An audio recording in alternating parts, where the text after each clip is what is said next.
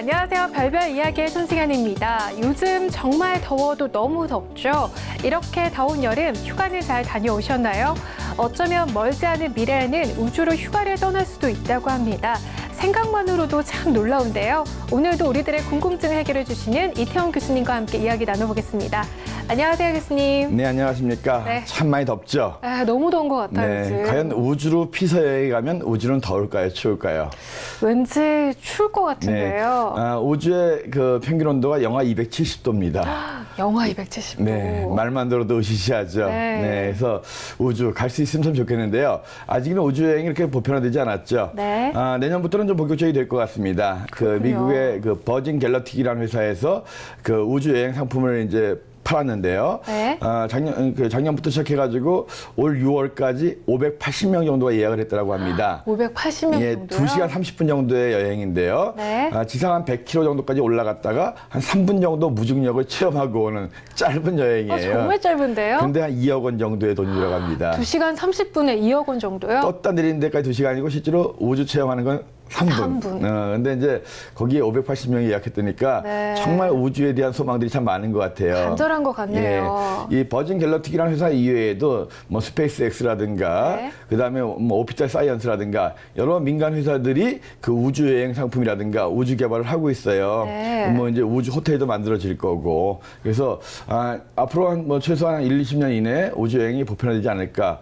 그 이외에 또 이제 화성에 가는 얘기도 있었잖아요. 네. 네덜란드에는 마스1이라는 회사에서 그 2022년경에 이제 화성에 4명을 보내기 위해서 이제 사람들을 모집을 하고 있습니다. 네. 올 4월부터 모집을 시작했는데요. 네.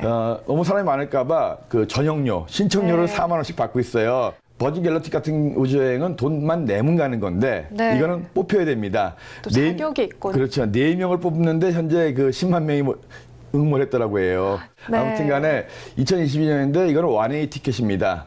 화성에 가가지고 집을 짓고 네. 다음 팀이 올 때까지 기다린다고 다시 올 수 있는 건 아니에요. 미래 어떻게 될지 모르는 거예요? 거의 뼈를 묻어야 되는 건데도 네. 10만 명이 신청을 하고 있더라고 해요. 네. 물론 이제 화성은 지구보다 시원하긴 할 겁니다. 네. 거기는 영상 이상 올라간 날씨가 별로 없기 때문에 네. 아무튼 우주는 지구보다 시원합니다. 하지만 가기는 힘들어요. 네. 하지만 머지않아 이루어질 겁니다.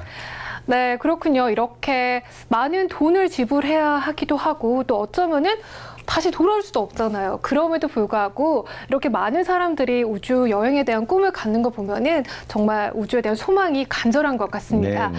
네, 그럼 지난 한 주에는 어떤 일이 일어났을까요? 별별 뉴스 시작하겠습니다. 올해 안에 태양의 양 극점이 바뀌는 현상이 발생할 전망입니다. 태양의 극점 변화는 자기장의 변화에 따른 것으로 약 11년 주기로 발생하는 것으로 알려졌습니다. 이렇게 태양의 극성 교체로 인해 발생하는 파동은 천체 자기장에 영향을 줘 기후변화 등에 영향을 끼칠 수 있다는 우려도 나오고 있습니다.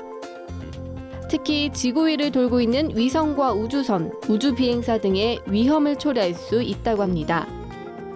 전문가들은 태양의 극전환이 조만간 일어날 것이며 태양 활동 극대화 시기에 두 번째 과정이 진행될 것이라고 말했습니다. 별별 뉴스 오늘은 태양에 관한 소식입니다. 지난 5일 미국 항공우주국 나사는 조만간 태양의 극점이 변한다는 발표를 했는데요.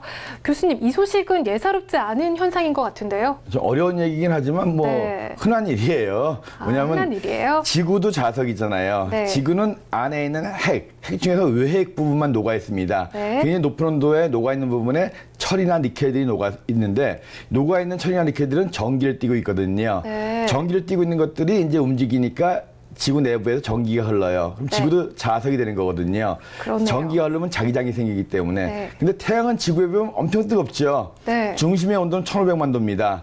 표면만 하더라도 6000도예요. 그러니까 내부가 엄청나게 높은 온도이기 때문에 엄청나게 전기를 띠고 있는 입자들이 많이 움직입니다. 그렇겠네요. 그러니까 내부에서 굉장히 많은 자기장들이 움직이고 있고 그래서 태양 자체도 거대한 자석인데요. 네. 그 나침반을 지구에서 가리키면 NS 가리키잖아요. 네. 그 N이 가리키는 북쪽이 S극이고 네. S가 가리키는 남쪽이 N극이거든요. 네. 근데 태양들은 극성이 있습니다. 이 극성이 태양 활동 주기인 11년과 맞춰서 바뀝니다.